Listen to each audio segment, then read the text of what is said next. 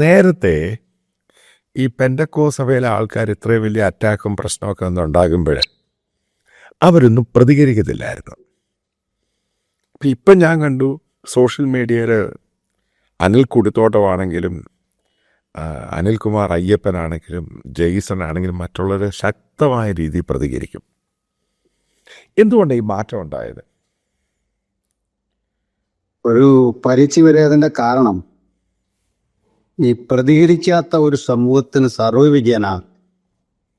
Christianity പ്രതികരിച്ചിട്ടുണ്ട്. അതിന് നമ്മുടെ role model saint പോളാണ്. പോളൊരു Roman പൗരൻ എന്ന നിലയിൽ ഉന്നത റോമൻ പൗരത്വമുള്ള ആളാണ്. അദ്ദേഹം കോടതിയിലേക്ക് കടക്കും മുമ്പ് അദ്ദേഹത്തെ ഉപദ്രവിക്കുമ്പോൾ ചോദിക്കുന്നുണ്ട്, ഒരു റോമാ പൗരനെ വിചാരണ കൂടാതെ അടിക്കുന്നത് വിഹിതം. ആ ചോദ്യം ചോദിച്ചിട്ട് അടിച്ചവന് ഭയന്നു പോയി. കാരണം അന്നത്തെ നിലനിന്നിരുന്ന റൂൾസ് ആൻഡ് റെഗുലേഷൻസ് അനുസരിച്ച് റോമൻ പൗരനെ അങ്ങനെ ചെയ്യാൻ കഴിയില്ല. പിന്നെ കാണുന്നുണ്ട് തൻ്റെ റൈറ്റ്സ് എപ്പോഴും എടുത്തെടുത്ത് പറയും.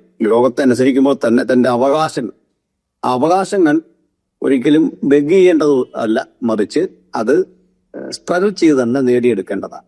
അത് ഏതൊരു സാധ്യതയും അതിനു വേണ്ടി നിയമപരമായ ഏത് സാധ്യതയും അതിനുപയോഗിക്കാം എന്നുള്ളതാണ് ഈ മാറ്റത്തിന്റെ പ്രചോദനം.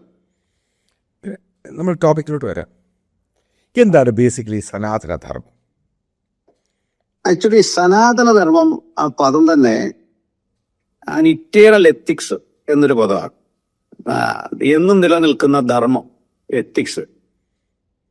ആക്ച്വലി അതിനെ ഒരു എറ്റിമോളജിക്കലി അല്ലെങ്കിൽ നിരുക്തം ഇതാ മലയാളം പറയുന്നത്. എറ്റിമോളജിയുടെ നിരുക്തം ആ പഠനം വെച്ച് നോക്കിയാൽ ഇതിലൊരു ധർമ്മവും കാണാൻ പറ്റില്ല.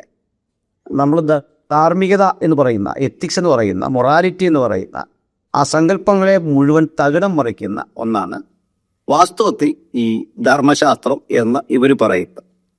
ഈ ധർമ്മശാസ്ത്രങ്ങൾ ഒരു പൊളിറ്റിക്സ്, ഓരോ കാലഘട്ടത്തിൽ ഓരോ രാഷ്ട്രങ്ങളുടെ ഭരണം കൈയാളുന്ന പൗരോഹിത്യവും രാഷ്ട്രതന്ത്രജ്ഞന്മാർ. അപ്പോൾ അതൊരു റിലീജിയോ പൊളിറ്റിക്കൽ സിസ്റ്റത്തിൻ്റെ ഭാഗമായിട്ടുണ്ടായതാണ്. ഉദാഹരണം മനുസ്മൃതി ഒരേ സമയം ഒരു പൊളിറ്റിക്കൽ ഗ്രന്ഥമാണ്, അപ്പോൾ തന്നെ അത് ഒരു മതഗ്രന്ഥം കൂടിയാണ്. ഇതുപോലെ നമുക്ക് ചരിത്രത്തിലുടനീളം കാണാൻ പറ്റുന്നുണ്ട്. ഇങ്ങനെ അർത്ഥശാസ്ത്രവും കൗടില്യൻ്റെ ഒക്കെ ഇങ്ങനെ അതൊക്കെ തന്നെയാണ്. അത് ഭരണഘടനയാണ്, ആ രാഷ്ട്രത്തിൻ്റെ ഭരണഘടനയുമാണ്, ഒപ്പം തന്നെ അത് മതപരമായ ചിട്ട കൂടിയാണ്.